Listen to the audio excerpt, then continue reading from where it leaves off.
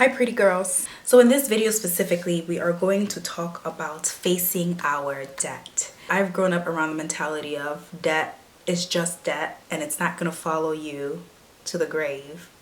So live it up. When it's done, it's done. But not thinking about the fact that, yeah, it doesn't follow you to the grave, but it also doesn't allow you to live your life fully. In the sense that when you get a paycheck, if you have a lot of debt, a good percentage of your paycheck is gone even before it hits your checkings account.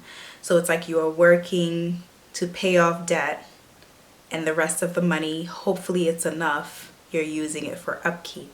And if it's not enough, guess what? You get into more debt, where it's like a continuous cycle, and this has been normal. So this conversation is going to be very much intimate, very much vulnerable, and I hope that you can walk it with me. For all the reasons to heal your relationship with money again, welcome to my channel. My name is Nadia, and this is the Main Life Money series.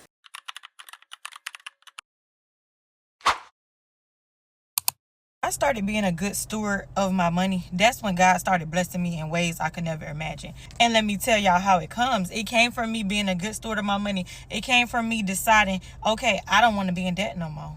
And if you think about it, debt is a master. When I decided I don't want to be in debt no more, I started creating a plan for me to pay off my debt. I wrote down every credit card company I owed, every expense that I owed that had me in debt. So in about 3 months, roughly, yes, 3 months, give or take, I will be entering a new decade of my life. Now, if you want to guess what decade that is, you're welcome to, but I'm getting older. The closer I'm getting to that next milestone, I'm like, dang, my mentality, my relationship with money is pretty disgusting.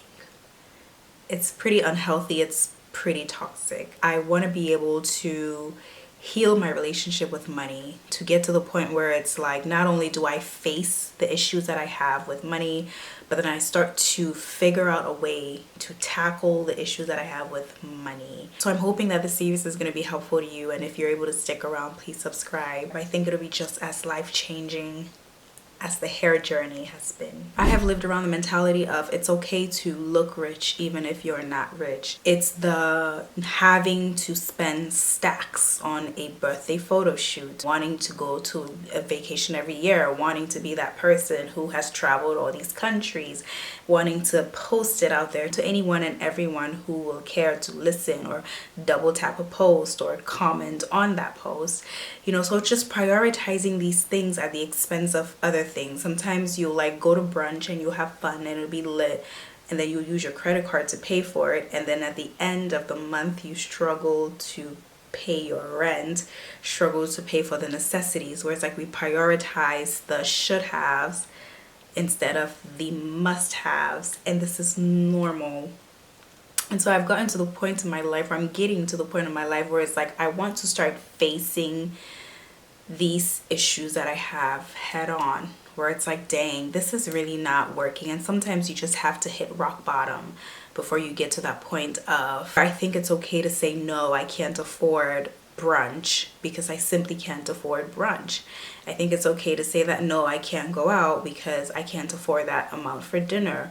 I think it's okay to say that, well, these shoes are cute, but we're going to delay gratification a little bit because I want to be able to pay off this debt.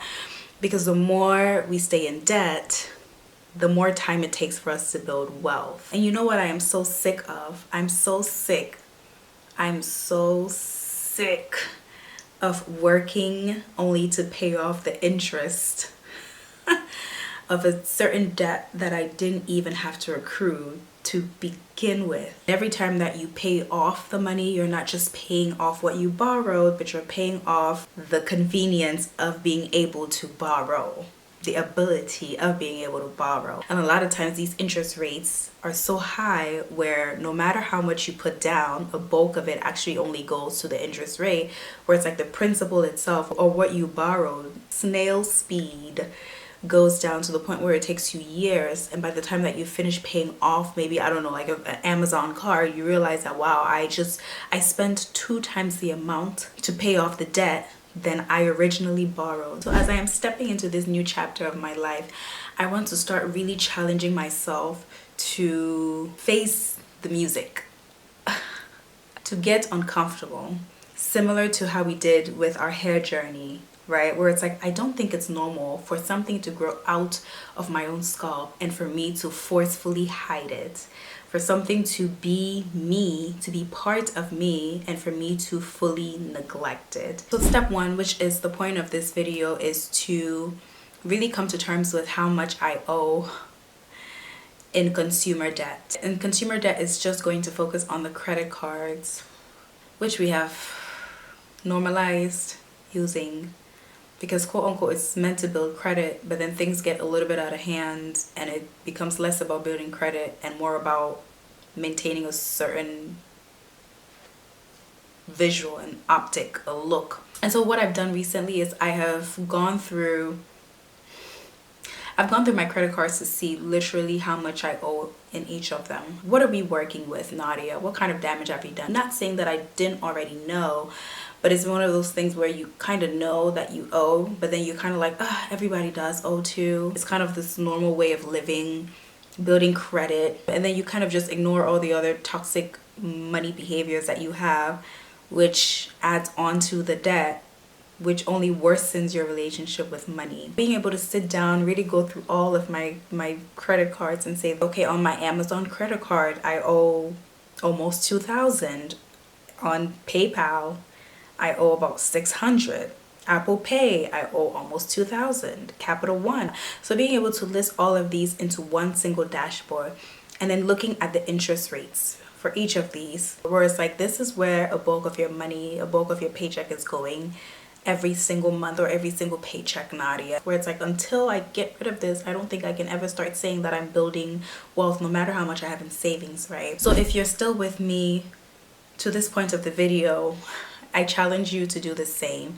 I'm starting to realize that checking on your debt, checking on your expenses, checking on your consumption is a form of self-care. And another form of self-care that we don't speak too much on, especially as Black women. And so what I realized has worked for me, because it's not like I've completely neglected my consumption habits, but it's more so that I've never really put a lot of thought into it, or I've put too much thought into it where I've complicated things, where it's then discouraged me completely from even wanting to put action behind taking control of things. So what has worked for me this time around is just keeping things as simple as possible. So I literally just listed all the various credit cards that I need to pay, how much the balances are in each, and the interest rate. And I listed all of this in the Notes app. I know that there's a bunch of apps out there that help with like tracking these things, but I'm just like, the barrier to getting through all of that, it discourages me. I don't know about anybody else, but it discourages me every single time.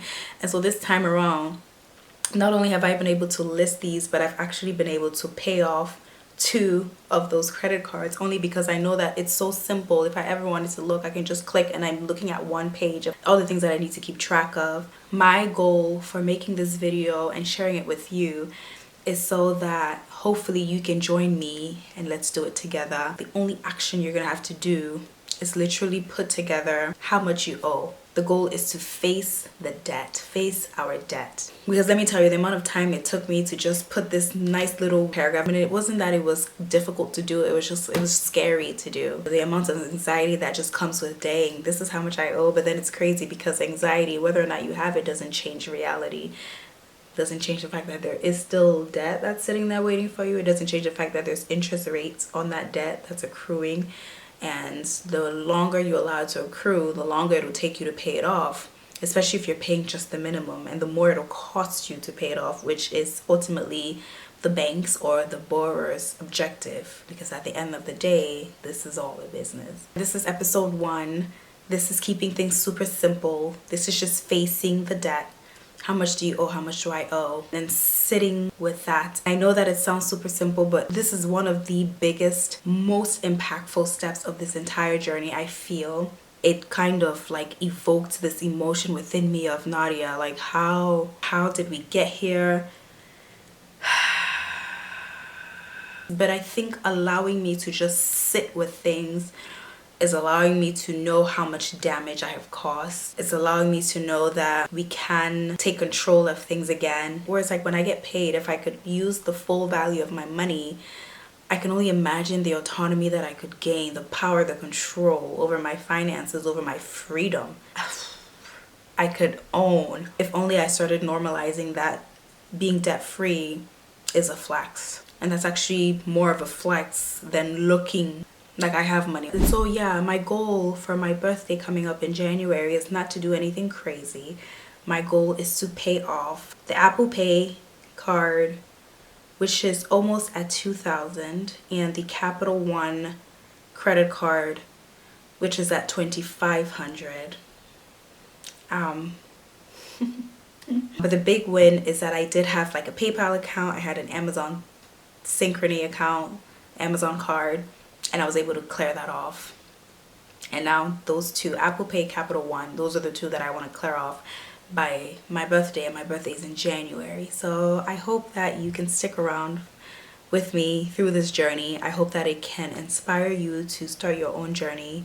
Let's do it together, similar to how we did the hair journey. Oh my god, this is a lot. Are you guys excited? I'm a little scared, but I'm also excited because debt-free is the new flex, and cheers to our journey to being debt-free. See you in the next video.